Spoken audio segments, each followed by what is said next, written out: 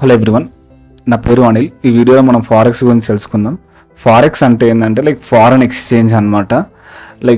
మనకి ఏదైనా మార్కెట్ ఏదైనా ఒక ప్రోడక్ట్ సెల్ చేసి ఆ సేల్స్ వల్ల ఆ స్టాక్ ప్రైస్ పెరుగుతూ ఉంటుంది. కానీ ఈ మార్కెట్లో వచ్చేసి గ్లోబల్ కరెన్సీ ద్వారా ట్రేడ్ అవుతూ ఉంటుంది అనమాట. కరెన్సీస్ తోటి ఈ ఫారెన్ ఎక్స్చేంజ్ వర్క్ అవుతుంది. మనకి ఫారెక్స్ వచ్చేసి one of the largest exchange in the world. మనకి 6.6 ట్రిలియన్ వాల్యూమ్ మనకి డైలీ టర్న్ ఓవర్ అవుతూ ఉంటుంది. మనకి మార్కెట్ వచ్చేసి సండే ఈవినింగ్ ఓపెన్ అయ్యి ఫ్రైడే ఈవినింగ్ వరకు ఉంటుంది అనమాట.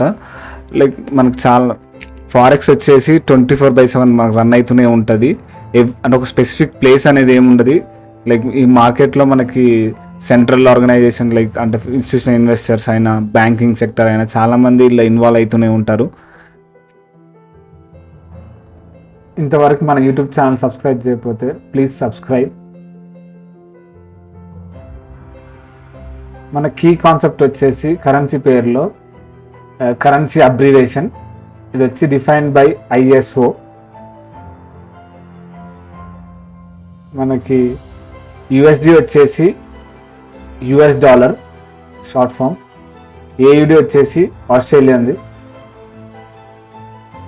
NZD అంటే New Zealand. EUR European. CAD Canadian dollar. GBP Great Britain pound. JPY జాపనీస్ది. CHF ద స్విట్జర్లాండ్ది. వాట్ ఈజ్ అ కరెన్సీ పేర్? మనకి కరెన్సీ పేర్లో major currency and minor currency ఉంటాయి. సపోజ్ మీరు GBP USD ఉందనుకోండి, బేస్ కరెన్సీ వచ్చేసి GBP అండ్ కోడ్ కరెన్సీ వచ్చేసి USD అనమాట. సపోజ్ మనకి ఏ కరెన్సీ అయినా 4 డెసిమల్ నెంబర్స్ ఉంటాయి మ్యాక్సిమం కరెన్సీస్కి, ఎక్సెప్ట్ కొన్ని కరెన్సీస్ తప్ప.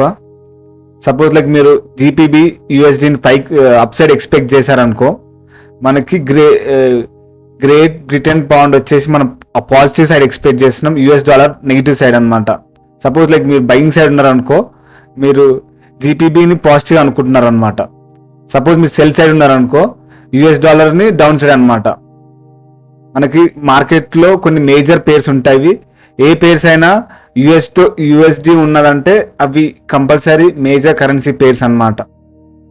ఎందుకంటే ఎంటైర్ వరల్డ్లో మేజర్ ఎకానమీ వచ్చేసి US డాలర్ డిఫైన్డ్ అయ్యే చాలా ఎకానమీ రన్ అవుతూ ఉంటాయి అన్నమాట. మనకి మార్కెట్లో ఫారెక్స్లో చాలా మంది డౌట్ ఏంటంటే పిప్స్ అనేది అంటే ఏంటంటే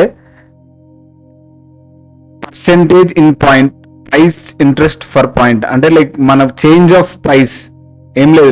బేసికల్గా మనం చూసినట్టయితే ఏదైతే మీరు ఎగ్జాంపుల్ AUD తీసుకున్నట్టయితే 0.6751 అంటే ఒక ప్రైస్ పెరిగింది అనుకో, ఒక 1 పాయింట్ పెరిగితే అది 1 పిప్ అనమాట.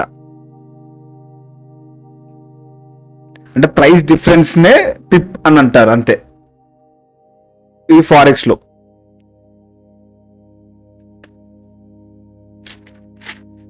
మన USD JPY చూసినట్టయితే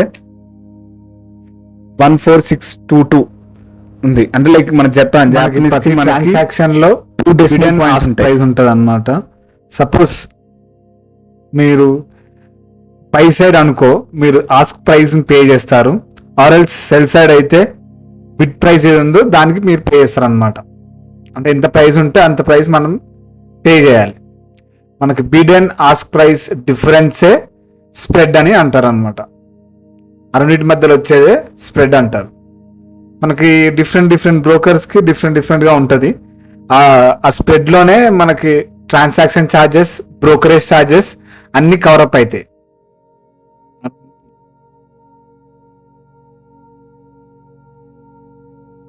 మనకు ఫారెక్స్లో అడ్వాంటేజ్ ఎందుకనంటే బ్రోకర్స్ అనేది లివరేజ్ ప్రొవైడ్ చేస్తారు.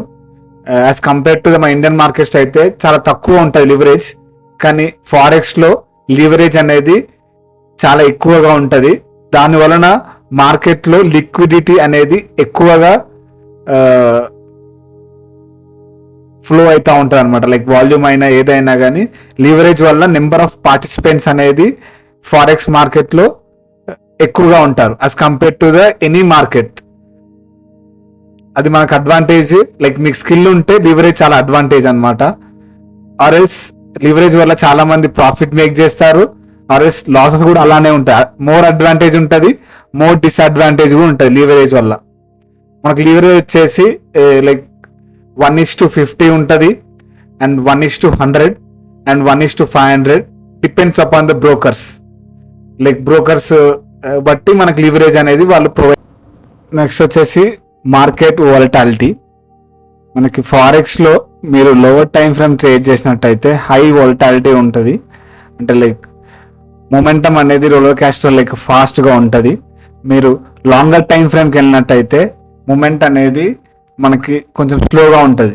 అంటే లైక్ మీరు చూసే క్యాండిల్ అనేది మూమెంటం కొంచెం స్లోగా ఉంటుంది. నేను స్ట్రాంగ్గా సజెస్ట్ చేసేది ఏంటంటే మీరు always go with the longer time frame, like 30 minutes or else 1 hour time frame. మీకు ఈజీగా ట్రేడ్ చేయొచ్చు.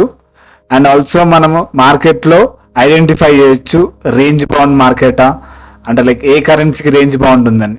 Factors that causes the market volatility. మనకి వోల్టాలిటీ ఫ్యాక్టర్స్ కొన్ని ఉంటాయి. ఇన్ఫ్లేషన్ అయినా, market demand, foreign policy announcements, political and economic conditions, and economic data releases. ఇంకా చాలా ఉంటాయి. ఇంకా సిపిఐ డేటా అని అలా డేటాస్ కొన్ని ఉంటాయి అన్నమాట. ఈ ఫ్యాక్టర్స్ అన్నీ మనకి లైక్ మీ వోలటాలిటీని డిఫైన్ చేస్తాయి. లైక్ మనకైతే ఫారెక్స్లో మ్యాక్సిమం ఈవినింగ్ టైంలో లైక్ 4 to 5 న్యూయార్క్ సెషన్లో మనకి మార్కెట్ వోలటాలిటీ ఎక్కువగా ఉంటుంది.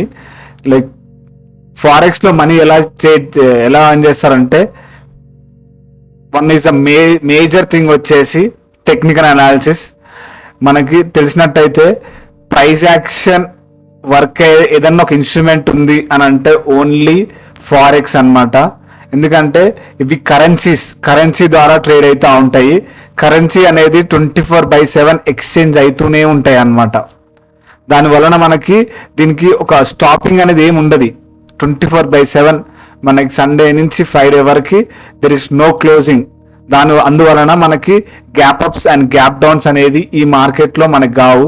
హయ్యర్ హైస్ అయినా హయ్యర్ లోస్ అయినా లైక్ స్ట్రాంగ్ రెసిస్టెన్స్, సపోర్ట్ ఇవి అనేది మంచిగా ఎక్స్పెక్ట్ చేస్తాయి మార్కెట్లో. మీరు గమనించినట్టయితే మీరు చూడండి ఒకసారి ప్రైస్ యాక్షన్ని, మీకు అర్థమవుతుంది మనకి ఫారెక్స్లో ఏ విధంగా మనకి ప్రైస్ యాక్షన్ అనేది వర్క్ అవుతుందో. మీరు కొన్ని ప్యాటర్న్స్ ఉంటాయి, నేను లైక్ బిఫోర్ వీడియోలో కూడా చెప్పాను. ఆ ప్యాటర్న్స్ అనేది మనకి స్ట్రాంగ్గా వర్క్ అవుతుంది. మనం చూసినట్టయితే వీడియోలో కూడా లైక్ సపోర్ట్ ఏ విధంగా ఎక్స్పెక్ట్ చేసినట్టయితే minimum 3 or more support times మనకి అది ఎక్స్పెక్ట్ చేసింది. జోన్ అనేది గీయడం తెలవాలి. చాలా మందికి ఒక జోన్ గీయడం అంటే లైక్ డ్రా చేయడం రాదు.